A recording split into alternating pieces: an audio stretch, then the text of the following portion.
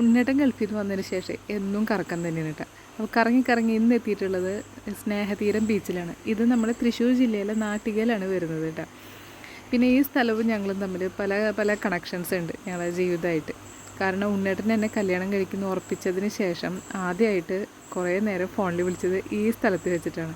എൻ്റെ വല്യമ്മയുടെ മോളെ കല്യാണം കഴിച്ചു കൊടുത്തിട്ടുള്ളത് ഇവിടേക്കാണ്, നാട്ടികയിലാണ്. അപ്പോൾ ഞങ്ങൾ ഇതുപോലെ ബോറടിയൊക്കെ മാറ്റാൻ വേണ്ടിയിട്ട് ഇവിടെ ഇങ്ങനെ ഇടയ്ക്കിടയ്ക്ക് വന്നിരിക്കാറുണ്ട്, ഇങ്ങനെ കടാപ്പുറം നോക്കിയിരിക്കാറുണ്ട്. അങ്ങനെ വന്നിരിക്കുന്ന സമയത്താണ് ഉണ്ണേട്ടൻ ഇതുപോലെ വിളിച്ചിട്ട് വർത്തനമൊക്കെ പറഞ്ഞത്. അതിനുശേഷമാണ് എൻഗേജ്മെൻറ്റൊക്കെ കഴിഞ്ഞത്. പിന്നെ എൻഗേജ്മെൻറ്റ് കഴിഞ്ഞിട്ട് വീട്ടുകാരുടെ സമ്മതപ്രകാരം ഒന്ന് കറങ്ങാൻ വന്നിട്ടുണ്ടായിരുന്നു. അത് കഴിഞ്ഞിട്ട് വീണ്ടും ഒന്നുകൂടെ കറങ്ങാൻ വന്നിട്ടുണ്ടായിരുന്നു. അത് ഇതേപോലെ തന്നെ വല്യമ്മയുടെ മകൻ്റെ കല്യാണം കഴിഞ്ഞിട്ട് അന്ന് തന്നെ ഒന്ന് ജസ്റ്റ് കറങ്ങിക്കോന്ന് പറഞ്ഞിട്ട് വീട്ടുകാരുടെ സമ്മതപ്രകാരം തന്നെയാണ് വന്നത്. അത് കാരണം എന്താ വെച്ചിട്ടുണ്ടെങ്കിൽ 2 ദിവസം കഴിഞ്ഞ് കൊണ്ടിട്ട് പിന്നെ ഗൾഫിൽ പോവുകയാണ്. പിന്നെ ഒരു കൊല്ലം കഴിഞ്ഞിട്ടല്ലേ കല്യാണമൊക്കെ ഉണ്ടാവുള്ളൂ. അപ്പോൾ ജസ്റ്റ് ഒന്ന് കറങ്ങിക്കോന്ന് പറഞ്ഞിട്ട് വന്നതായിരുന്നു. അത് ഈ കല്യാണം കഴിഞ്ഞ ചേട്ടനും ചേച്ചിയുടെയും ഫോട്ടോഷൂട്ടും കൂടെ നടത്താമെന്ന് പറഞ്ഞിട്ട് അവരും ഞങ്ങളോടൊപ്പം തന്നെ ഉണ്ടായിരുന്നു. അപ്പം ഞങ്ങൾ ബാക്കിലാണ് വന്നിട്ടുണ്ടായിരുന്നത്.